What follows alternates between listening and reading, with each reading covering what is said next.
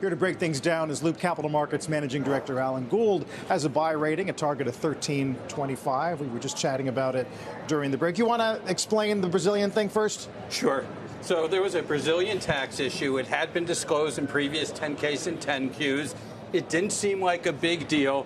There was a Brazilian Supreme Court case in August with another company where the company lost, and Netflix decided they now had to take a reserve for this. I think it's really a non-issue. I think the reason that the stock is down is because they just hit revenue, didn't beat revenue. Netflix typically beats revenue.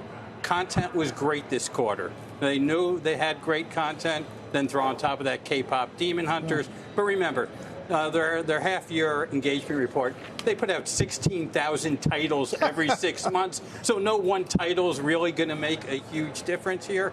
But historically, they've beaten revenue by almost 0.5% over guidance. This quarter was a great quarter.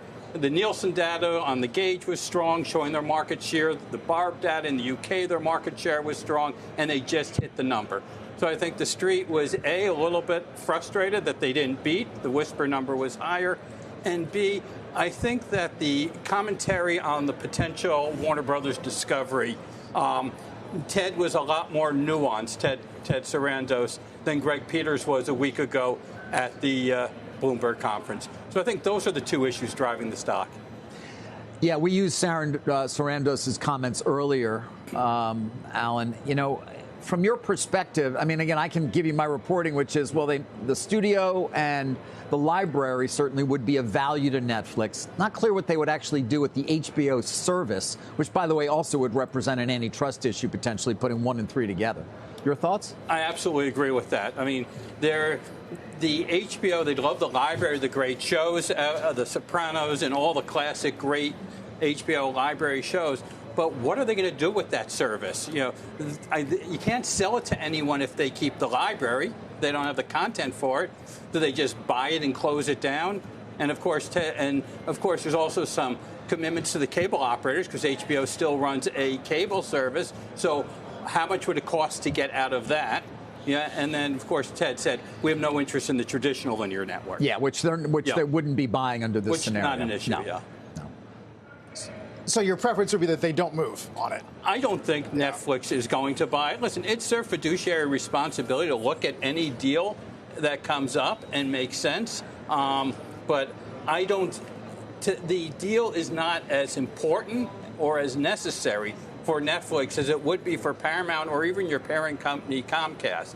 There's a lot of value of putting the Paramount and Warner Brothers studio together, and the Universal and Warner Brothers studio together. There'd be a lot of value in putting Peacock and HBO together, or Paramount Plus and HBO together. Put those together, you then have a streaming service that has a lot more scale. Yeah. So for them, it's more important. And David Ellison seems to have the capital to do things. Well, yeah, Larry Ellison. I want to, real quick, you mentioned Peter's comments about acquisitions versus Sarandos's comments, excuse me. It's a co-CEO situation. Any issues there, do you think, in terms of that? Given, even on this issue, they don't seem to have the same view. Well, Ted has always pretty much had the content purview, and Greg the product and tech purview, and they two typically don't interact or don't come into play. But if you're talking an $80-90 billion acquisition, then both co-CEOs will have to agree on it, and maybe this is where you go to Reed Hastings, and he becomes the ultimate decision maker on something like this.